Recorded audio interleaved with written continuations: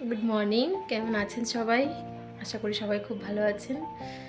আমিও খুব ভালো আছি। আজ মঙ্গলবার, এখন বাজে সকাল 11টা। 11টা থেকে আমি আমার ব্লগটা স্টার্ট করছি। এখন আমি মেয়েকে স্কুলে দিয়ে জাস্ট এলাম। মেয়ে স্কুলে যাওয়া মানেই শান্তি। ঘরের সব কাজ ঠিকঠাকভাবে ও থাকা মানে এটা নোংরা করবে, ওটা নোংরা করবে, মানে কাজের আরও 12টা বেজে যায়। তো ওই জন্য ওকে দিয়ে এসেছি।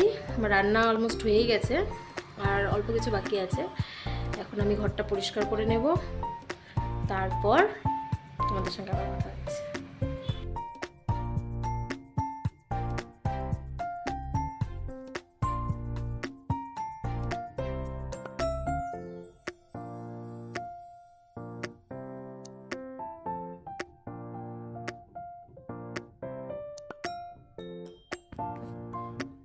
ঘরটা পরিষ্কার করে নিলাম, আর এখন যে অগোছালো জামা কাপড়গুলো আছে সেগুলো আমি এখন একটু গুছিয়ে নেব।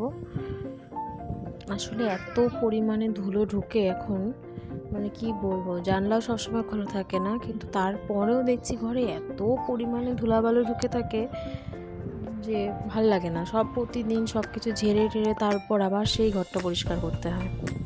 তো যাই হোক, জামা কাপড়গুলো নিয়ে এসে গেছি। এখন আমি এগুলোকে ঢুকিয়ে নেব। আগে আমি গোডরেজে তাক তাক করেই জামা কাপড় রাখতাম, তারপর দেখছি কি ওই একটা টান দিতে গিয়ে দেখছি আরেকটা বের হয়ে যাচ্ছে। তো এরকম করে হয়, যখন যেটা আমার দরকার হয় সেটা আমি খুঁজে পাই না। আর তারপর আমি দেখলাম যে ফ্লিপকার্টে এরকম বক্সগুলো বেশ ভালোই লাগছে জামা কাপড় অর্গানাইজ করার জন্য। তো তারপর সেগুলোকে অর্ডার করি। তো সেগুলো অর্ডার করার পর দেখছি এখন কি হচ্ছে, মানে কোনটা কোন বক্সে আছে আমি সেটা ভুলে যাচ্ছি। কোনোটার হয়তো লেগিংস একটাতে, কোনোটার কুর্তি আরেকটাতে, আমি খুঁজে পাচ্ছি না। তো হয় কি, যখন কোথাও বেরোই তখন আমরা আবার সেই সবগুলো বক্স বের করতে হয়, খুলে খুলে দেখতে হয় যে কোনটাতে আদৌ রেখেছি। তো এরম হয়ে যাচ্ছে ব্যাপারটা। আগে যেভাবে রাখতাম সেভাবেও অসুবিধা হতো, এখন দেখছি আরও এভাবেও অসুবিধা হচ্ছে। আর এই বক্সগুলো যেগুলো আছে, অর্গানাইজারগুলো, সেগুলো খুব একটা ভালো মেটেরিয়াল বলবো না, দামও খুব একটা বেশি নেয়নি, তবে জিনিসটা এমনিতে ভালো, খারাপও না। তাও ওই চেনের জায়গাগুলো যদি বেশি হিউজ পরিমাণ কাপড় চোপড় ঢুকিয়ে ফেলছি, তাহলে কী হচ্ছে, চেনের সাইডগুলো দিয়ে খুলে খুলে যাচ্ছে সেলাইগুলো। তো এই একটা প্রবলেম হচ্ছে। তো ভাবলাম যাই হোক, দেখা যাক কতক্ষণ চলে, কতদিন চলে। এখন আমি চালটা ধুয়ে নিচ্ছি, কেননা সোনার স্কুল থেকে আসারও সময় হয়ে গেছে। তো ভাবছি একদিকে ভাতটা বসিয়ে দিয়ে তারপর আমি কাজগুলো করতে থাকি, তাহলে আমার সবই হয়ে যাবে, ভাতটাও হয়ে যাবে। আর রান্না তো আমি আগেই করেই গেছি, সকালেই বললাম। রান্না আজকে সেরকম কিছু করিনি, ওই ডাল করেছি, মাছের ঝোল করেছি, আর বড়া করব গরম গরম, ও সোনা স্কুল থেকে এলে তারপর। তো আর কিছু বানাচ্ছি না। তো এই যে দেখছেন, এখন আমি ট্রলি গুছিয়ে নিচ্ছি। কোথায় যাচ্ছি সেটা পরে বলবো, নেক্সট ব্লগে বলবো। আগে আপাতত আপনারা ট্রলি গোছানোটা দেখুন, তারপর আমি বলছি যে কোথায় যাব। আর এখানে সেই কাজের মাঝখানে একটু ইয়ার্কি ফাজলিমিও করছি আমরা দুজনে মিলে।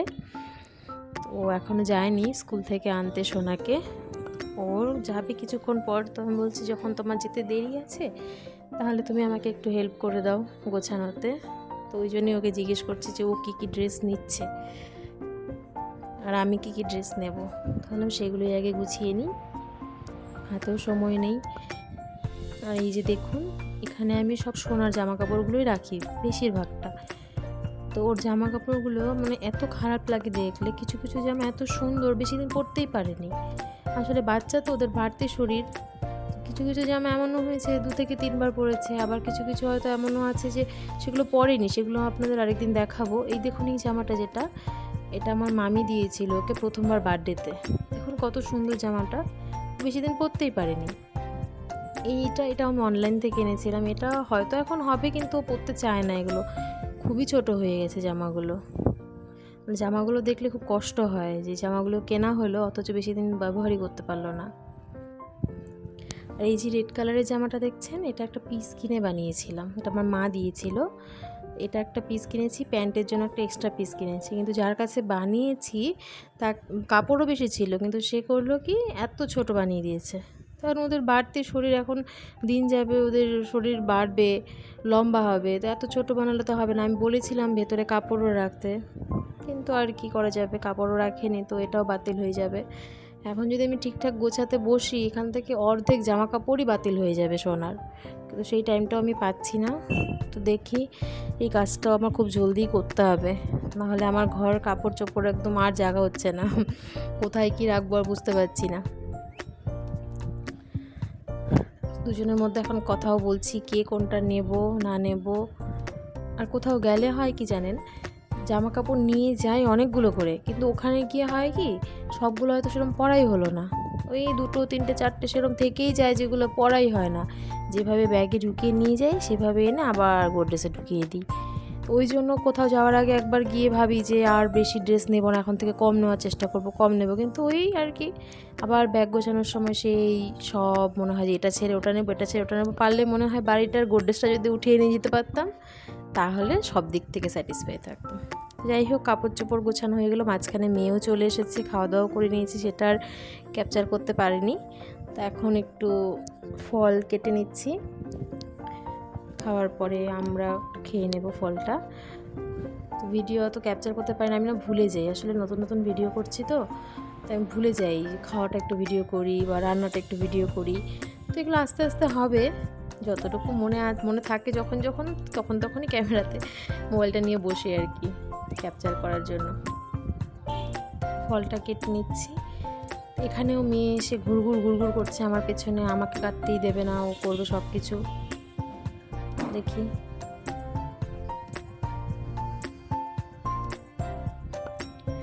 এই দেখুন আরেকজনের কাণ্ড, দিনের বেলা সবাই নিশ্চিন্তে ঘুমাচ্ছে, একমাত্র আমি আর আমার মেয়ে জেগে বসে আছি, কেননা ওর চোখে তো ঘুম নেই। আমি ঘুমোতে চাইলে কি হবে, আমি তো ওর জন্য ঘুমোতে পারছি না।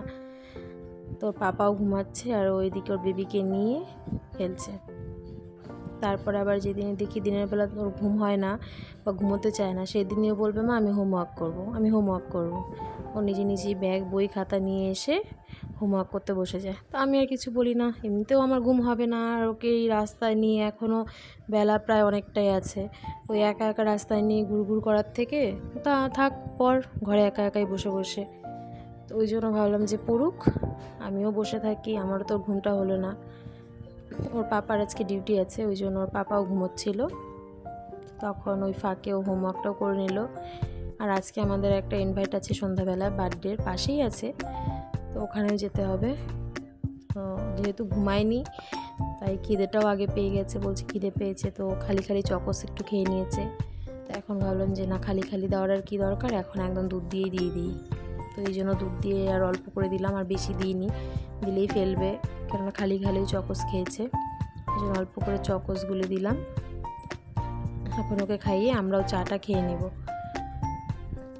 ওকে স্কুলে দেওয়ার পর থেকে আমাদের রেগুলার মর্নিংয়ের চাটা খাওয়া হচ্ছে না, কেননা অনেক সময় হয় কি ওরা দুজন ঘুম থেকে দেরি করে ওঠে, আর আমি উঠে আমার রান্নাবান্না হয়েও যায়, আর ওই টাইমটা হয়তো 9টা বেজে গেলে তখন চা খাবো, আবার 9:30টায় ভাত খেতে হবে, ওই জন্য আর সকালের চাটা সেরকম খাওয়া হয় না। আর ওর পাপা নাইট ডিউটি থাকলে তো আরোই হয় না, কেননা নাইট ডিউটি করে সকালে আসেই সেই 9টা বেজে যায়, তো ওই জন্য সকালে চাটা হয় না। তাই চেষ্টা করি সন্ধ্যাবেলা একটু চাটা খেতে, একটু চা না খেলেও মনটা ভাল লাগে না, মনে হয় একটু কী খেলাম না সারাদিন।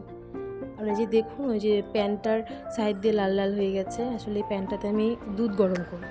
তো হয় কি অনেক সময় দুধটা বসিয়ে দিয়ে ওই আস্তে করে গ্যাসটা করে দুধটা উতলাবে, সেই অপেক্ষাটা, সেই ধৈর্যটা আমার আর থাকে না। আমি করি কি ওটাকে পুরো বাড়িয়ে দিই, তাতে হয় কি চারদিকটা যে পুড়ে যায়, তারপর আবার সেটাকে ভিজিয়ে রেখে তারপর মাজবো। তো যাই হোক, কী আর করা যাবে। আমার চা হয়ে গেছে, চাটা এবার আমি ছেঁকে নেব। এখানেও আরও কাহিনী, যেহেতু আমার অভিজ্ঞতা নেই আর আমার স্ট্যান্ড নেই, আমি হাতে ধরে করছি ভিডিওটা, তার জন্য আমার এক হাতেই ছাঁকতে হচ্ছে চাটা।